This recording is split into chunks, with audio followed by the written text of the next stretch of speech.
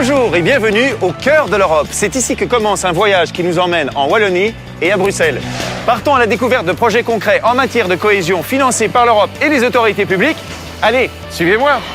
Entre la Belgique et l'Europe, c'est une longue histoire d'amour puisqu'elle dure depuis plus de 50 ans. Aujourd'hui, l'Union européenne, ce sont 27 pays et plus de 500 millions d'habitants.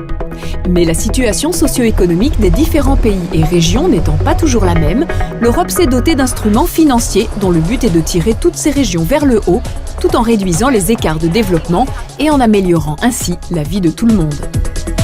Il s'agit des fonds structurels européens. Il y a le Fonds européen de développement régional, le FEDER, qui se concentre sur le développement économique, technologique et territorial. Il y a aussi le Fonds social européen, le FSE, qui est axé sur la formation, l'emploi et l'inclusion sociale. Il va de soi que leurs interventions sont complémentaires. Depuis 2007, ce sont 1100 projets qui ont bénéficié de ces investissements. Les investissements se concentrent sur 5 grands domaines. Le premier, ce sont les entreprises et le développement économique. C'est ainsi que depuis le milieu des années 90, plus de 4000 entreprises créatrices d'emplois et de valeur ajoutée ont été soutenues grâce à des aides à l'investissement et à la recherche, ou encore grâce à des prêts à taux préférentiels. L'Union européenne a également permis à des projets de grande envergure de se développer. C'est le cas de ces plateformes logistiques multimodales de Liège, Charleroi-Châtelet, La Louvière et Aubange, ou également des parcs scientifiques du Sartillement à Liège ou Initialis à Mons. Pensons encore à l'aéroport de Gosselies qui jouxte l'aéroport de Charleroi.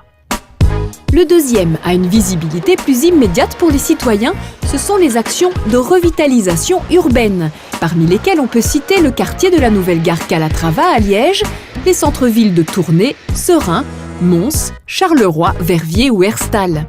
Impossible de les citer tous, au total plus de 260 millions d'euros seront investis entre 2007 et 2015. Priorité stratégique de la Commission européenne, la recherche constitue le troisième domaine d'intervention.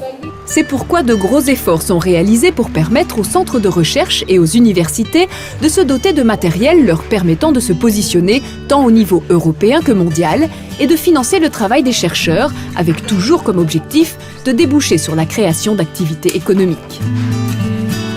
Les recherches s'orientent dans des secteurs très variés comme notamment la santé et les sciences du vivant, les nouveaux matériaux, la chimie verte, l'aéronautique, la valorisation des déchets, le microsoudage.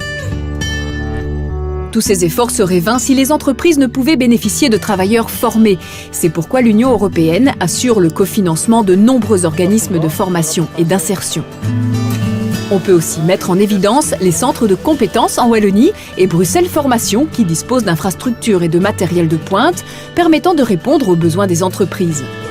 Ils sont actifs dans des secteurs créateurs d'emplois comme le design, l'informatique, l'environnement, l'automobile, les métiers de bouche. N'oublions pas enfin le travail important des CPAS et des nombreuses ASBL dans leur mission d'accompagnement et de retour vers l'emploi des plus précarisés. Enfin, la mise en valeur de notre patrimoine culturel et touristique. De nombreux projets sont soutenus en Wallonie. Essayons ensemble d'en reconnaître le maximum.